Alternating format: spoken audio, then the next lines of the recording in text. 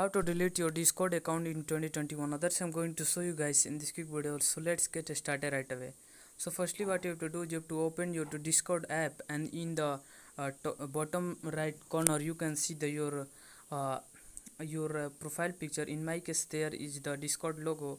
So you can but you can if you then you but you can see your profile picture. Then you have to type on the bottom right corner on the Discord your profile picture, and then you come to this page, and in user settings tab you can see the my account. You have to tap on the my account, and then you have to scroll down, and then you can see the delete account.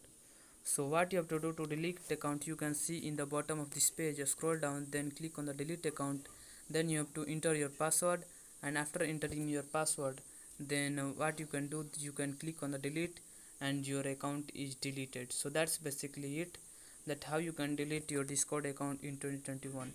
So if you found this video helpful, please subscribe to my channel, like on this video, and comment below that it works. Have a good day.